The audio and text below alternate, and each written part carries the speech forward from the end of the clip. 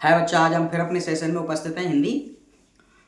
तो आज हम बात चलते हैं बेटा, ये बात करते हैं द्रव्यवाचक संज्ञा पे। ठीक है, आज हम हिंदी पे चलते हैं और द्रव्यवाचक संज्ञा पे बात करते हैं कि द्रव्यवाचक संज्ञा होती क्या है। संज्ञा पढ़ा रहा हूँ मैं, तकरीबन संज्ञाएं हो चुकी हैं आपकी जो सिलेबस में है कंपटीशन एग्जाम में। तो आज हम बात करते हैं द्रव्यवाचक संज्ञा।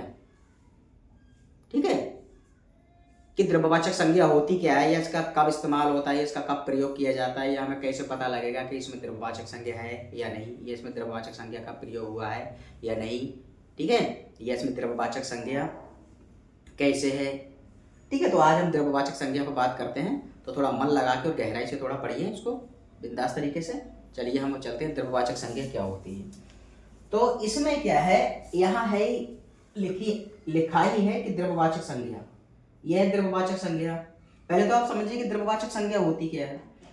मैं फिर बता रहा हूँ, हर वीडियो में मैं बता रहा हूँ कि मेन रोल ये होता है बेटा, मेन सीन यहाँ होता है। आप इसको थोड़ा गहराई से दिमाग खोल के इसको देखिए। इसमें क्या है, जिन संज्ञा शब्दों से, किससे, जिन संज्ञा शब्दों से किसी ऐसे पदार्थ या द्रव्य का बोध होता है जिसे हम नाप तौल सकते हैं लेकिन गिन नहीं सकते, उन्हें द्रव्यवाचक संज्ञा कहते हैं।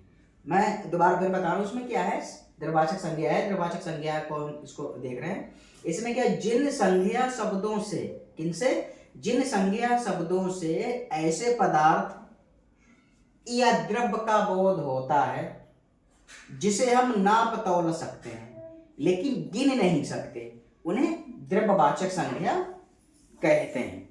ठीक है, द्रव्यवाचक संज्ञा कहते हैं। अब इसमें क्या है, इसमें मैं फिर बता रहा हूं एक बार, जिन संज्ञा शब्दों से किसी ऐसे पदार्थ या द्रव्य का बोध होता है जिसे हम नाप तौल सकते हैं लेकिन गिन नहीं सकते, उन्हें द्रव्यवाचक संज्ञा कहते हैं। इतनी बात क्लियर हो गई, क्लियर होगी। अब हम उदाहरण पे चलते हैं। ठीक है, एग्जाम्पल लेते हैं। जैसे सोना होता है बेटा, सोना होता है, अगर आप जो आभूषण बेचते हैं, सोना बेचते हैं, जिनको बोलचाल की भाषा में सुनार कहते हैं। ठीक है, सुनार तो आपको क्या तोल के देता है सोना, या वो गिन के देता है सोना? वजन करके ही तो देता है आपको सोना, तोल के। तो इसमें साफ साफ लिखा है जिसे हम नाप तौल सकते हैं, यानी कि नाप भी सकते हैं और तौल भी सकते हैं। ठीक है, तो सोना है बेटा, सोना किससे, तोल से मिलता है। चांदी किससे मिलती है, तोल से मिलती है। लोहा तौल से, तांबा तौल से, पीतल तौल से, आदि ये क्या है बेटा, धातु है, धातु है, धातु। ठीक है, सोना, चांदी, लोहा, तांबा, पीतल आदि धातुओं के नाम। अब हम एग्जाम्पल मतलब उदाहरण नंबर 2 चलते हैं। इसमें क्या है, दूध,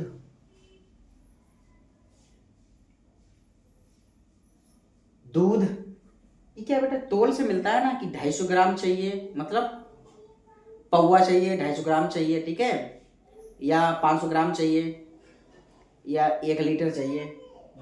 दही, घी तोल, तेल तोल, पानी नाप के मिलता है, तोल के वो नाप के मिलता है। आदि की क्या है बेटा, खाद्य पदार्थ है, साफ लिखा है जिसको हम नाप तौल सकते हैं, जिसको हम नाप तौल सकते हैं, जिसको हम नाप तौल सकते हैं। अब जैसे सोना, चांदी, लोहा, तांबा, पीतल क्या मिलता है बेटा, तुल के मिलता है ना, तुल के मिलता है, तोले से तो ही मिलता है। सोना तोले पे चलता है, चांदी तोले पे चलती है, लोहा किलो के हिसाब से चलता है, तांबा भी किलो के हिसाब से चलता है। हालांकि इसमें और भी लगा लेते हैं, 10 ग्राम, 20 ग्राम, 50 ग्राम, ठीक है, 100 ग्राम, 200 ग्राम, 150 ग्राम, 500 ग्राम, जो भी है। तो ये सब क्या है, इसमें साफ साफ लिखा है, यानी कि जिन संज्ञा शब्दों से किसी ऐसे पदार्थ या द्रव्य का बोध होता है जिसे हम नाप और तौल सकते हैं लेकिन गिन नहीं सकते, गिन नहीं सकते, उन्हें क्या बेटा, द्रव्यवाचक संज्ञा कहते हैं। अब इसमें क्या है, जैसे सोना, चांदी, लोहा, तांबा, पीतल तोल से तो मिलता है, ये गिन के मिलेगा आपको। अब ऐसे जो दूध, दही, घी, तेल, पानी क्या मिलता है, ये नापी के तो मिलता है। दूध, दही कि भाई हमें 250 ग्राम दूध नाप दो, या मैं आधा किलो घी दे दो, 500 ग्राम घी दे दो मैं। ठीक है, तो ये क्या है बेटा, ये क्या है, ये आदि खाद्य पदार्थों के नाम, अतः ये सभी द्रव्यवाचक संज्ञा है।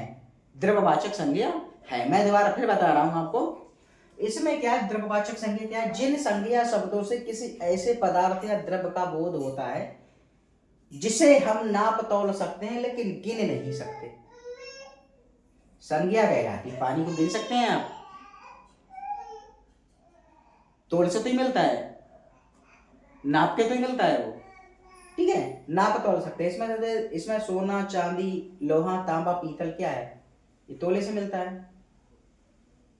और दूध, दही, घी, तेल, पानी क्या है, ये नाप से मिलता है कि मैं 250 ग्राम दूध नाप दो या 1 किलो दूध नाप दो हमें, ठीक है। या तेल कि भाई 1 लीटर तेल दे दो हमें, ठीक है, 1 लीटर तेल दे दो हमें, या 1 किलो घी दे दो हमें, ठीक है, या 250 ग्राम दही दे दो हमें।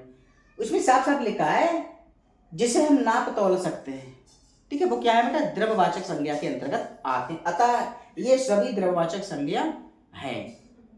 मैं दोबारा फिर बता रहा हूं, जिन संज्ञा शब्दों से किसी ऐसे पदार्थ या द्रव्य का बोध होता है जिसे हम नाप तौल सकते हैं लेकिन गिन नहीं सकते, उन्हें द्रव्यवाचक संज्ञा कहते हैं। जैसे सोना, चांदी, लोहा, तांबा, पीतल आदि क्या है बेटा, बेटा धातु है, धातु है। अब ये बेटा क्या है, ये खाद्य पदार्थ, खाद्य पदार्थों के अंतर्गत आते हैं। ये खाद्य पदार्थों के नाम है, ठीक है, ये खाद्य पदार्थ हैं। खाद्य माने खाने वाले।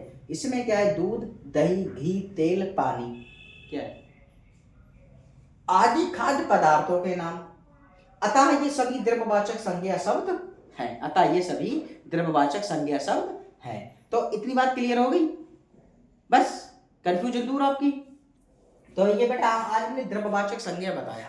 तो मैं दोबारा फिर बता रहा हूं आपको, मेन रोल बेटा, मेन सीन होता है वो यहीं के होता है। मेन सीन यहाँ का होता है। यहाँ आप थोड़ा गहराई से पढ़िए, बिंदास तरीके से आप मन लगा के, जब यहाँ सीख जाएंगे तो यहाँ ज्यादा कठिनाई नहीं होती। तो इसको आप बिंदास तरीके से इसको पढ़िए कि द्रव्यवाचक क्या है, या भाववाचक क्या है, या जातिवाचक क्या है, ठीक है, या समूहवाचक क्या है।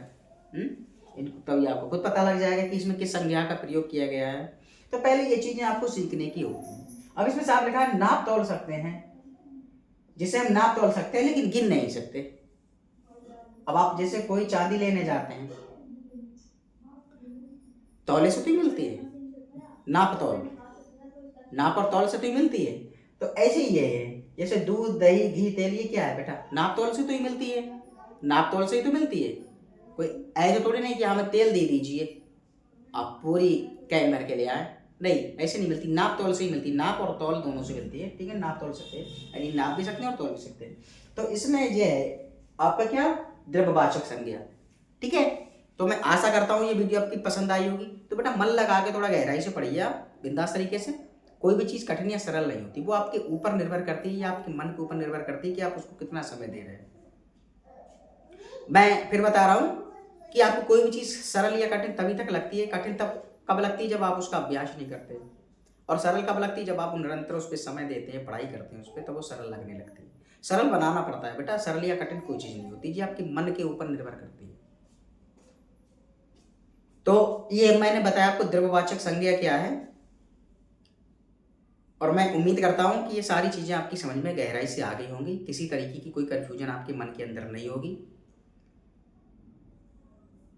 तो मैं बड़ा सरल और साधारण और सिंपल तरीके से मैं आपको बताता हूं कि प्रत्येक विद्यार्थी इस चीज़ को थोड़ा गहराई से समझ जाए, किसी तरीके की उसके मन के अंदर कोई भी परेशानी या कठिनाई, ठीक है, या किसी तरह की उसके अंदर कोई दिक्कत ना रहे, वो अपना पढ़ाई पर निरंतर ध्यान दे। तो इसलिए मैं इतनी सरल भाषा इस्तेमाल करता हूँ या प्रयोग करता हूँ कि बहुत सरल भाषा का प्रयोग करता हूँ कि प्रत्येक विद्यार्थी इस चीज़ को समझ जाए।